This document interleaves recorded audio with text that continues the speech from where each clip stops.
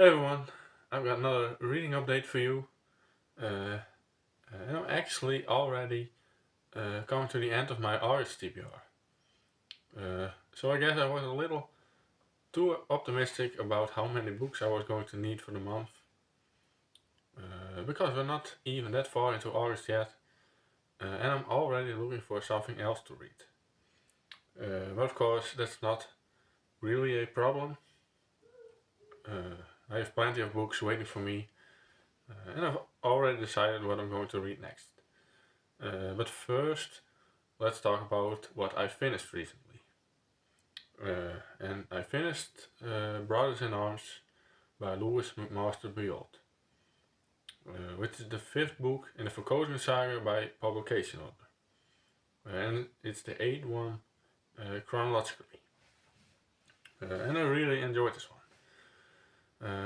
One of the things I've noticed as I've gone through the Verkozen saga is how much Miles, the main character, is changing since the beginning of the series. When we first meet Miles in The Warrior's Apprentice, he's very young and he's still figuring out what he wants to do with his life. Now he's incredibly intelligent and ambitious, but he also has a tendency to get himself into situations that are way beyond his ability to control. And honestly, that's still true, but in Brothers in Arms, Miles is now in his 20s, and I think that makes him a much more enjoyable character to follow.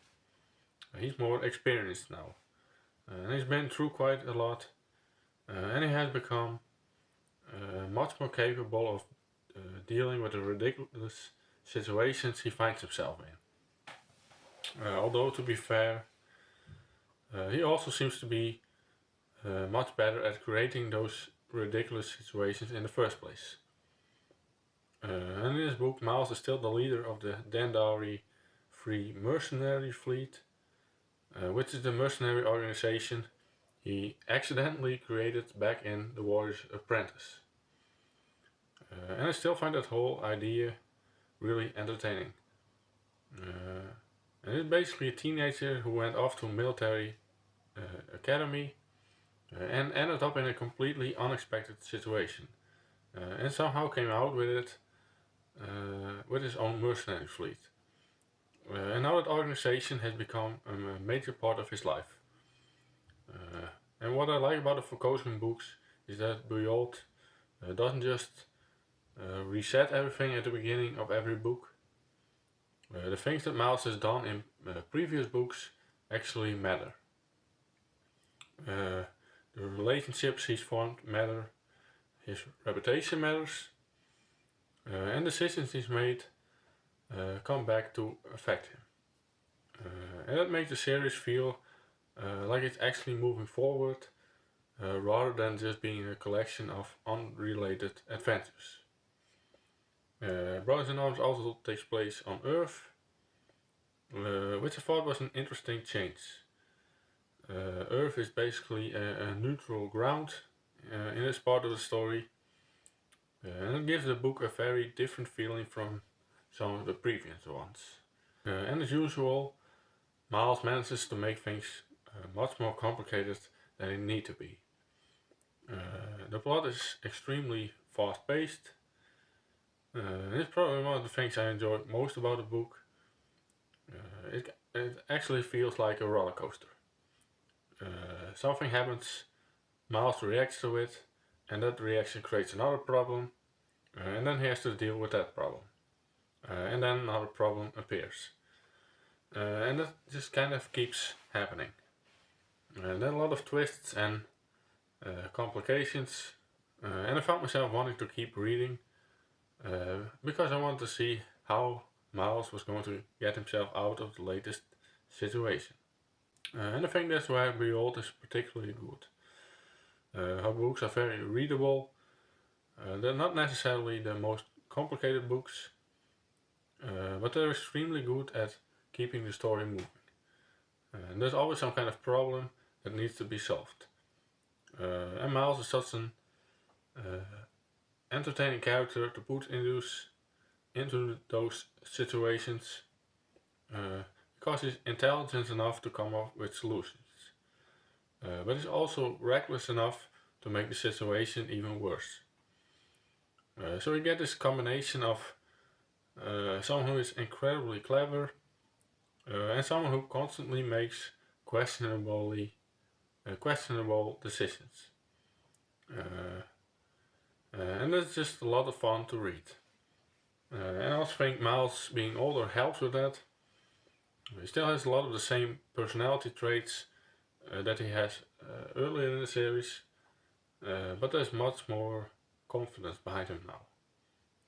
He knows what he's capable of, he has experience, and he's starting to understand how to use his personality and his intelligence to manipulate situations rather than just reacting to them. And it makes him feel like a more complete character. My main criticism of Brothers in Arms is that I don't think it had quite as much depth as some of the other Foucault's books I've read. It's very entertaining. I had a great time reading it, but when I compare it to some of the other books in the series, I think some of those had more going on underneath the main plot. There were ideas and character moments that stayed with me a little more. And with Brothers in Arms, I mostly came away thinking this was a really fun book. And there's absolutely nothing wrong with that. And sometimes you just want a fast, entertaining science fiction adventure. And this definitely delivered on that. So overall, I really enjoyed it. I'm still very much enjoying the Foucauldian saga. I am definitely going to continue reading it. And I'm especially curious to see where Miles goes from here. Because we're getting a little further into the series now. And I think one of the most interesting things about reading such a long series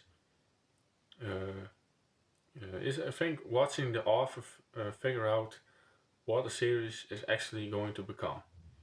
The earlier books felt quite different from where we are now, and I'm curious to see how that continues to develop.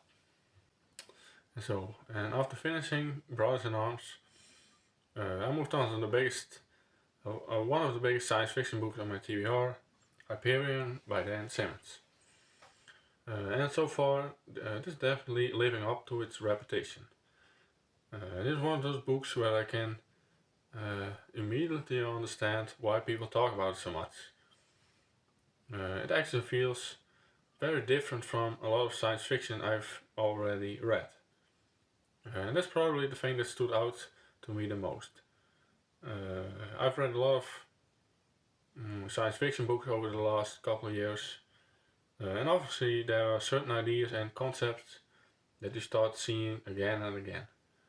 There are different variations of space travel, alien civilizations, artificial intelligence, first contact, and all of those classic science fiction ideas. But Hyperion has a combination of ideas and storytelling that feels quite unique. It has that enormous space opera feeling to it, and you immediately get the sense that this is a story taking place on a huge scale. There are different worlds, different civilizations, different technologies, and there's actually a huge amount of history behind everything that is happening. But the actual story is surprisingly focused. The basic premise is that there are 7 pilgrims that are traveling to the planet Hyperion. And on Hyperion are the mysterious time tombs. And these are structures that are moving backwards through time, and they're protected by a creature called the Shrike. And the Shrike is basically this terrifying monster that has almost become like a religious and mythical figure. Nobody really understands what it is. and actually nobody knows exactly what the time tombs are. And nobody really knows what is going to happen when these pilgrims reach them. And the really important part is that the pilgrimage is basically a one-way trip. Nobody who has gone to the time tombs has ever returned. So these 7 people are traveling to a place where they have no idea what they're going to find. And they all have their own reasons for going.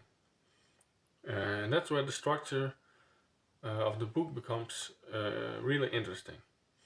Rather than simply following the 7 pilgrims as they travel towards Hyperion, they start telling each other their stories. And each of them explains why they are going to Hyperion and what happened to them before the journey began. So you're essentially getting several different stories inside the larger story. And I really like that idea. It also means that every time you start one of these stories, you're getting a completely different perspective. And the characters seem to have very different backgrounds, and they seem to have very different reasons for being involved in this pilgrimage. And yeah, so far I'm really enjoying that. And I'm especially interested in seeing how all of these individual stories eventually connect. Because obviously there has to be a reason these 7 people have been brought together. At least I assume there is. And that's one of the fun things about reading it. I actually have no idea where this is going. There are plenty of questions that I want answered. What are the time tombs? What is the Shrike? Why is it on Hyperion? Why are these particular 7 people traveling there? And what is actually going to happen when they arrive? And I'm still fairly early into the book, so I'm not going to pretend I have answers to any of these questions yet, but I'm really enjoying the mystery. And the science fiction ideas are probably the biggest strength for me so far. There's just so much imagination in this book. It feels like Dan Simmons is throwing out ideas constantly.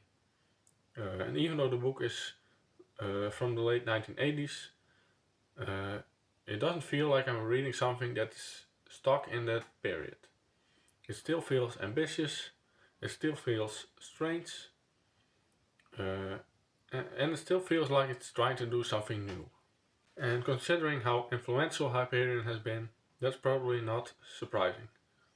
But it's still nice to experience that for yourself rather than just hearing people say that a book is influential.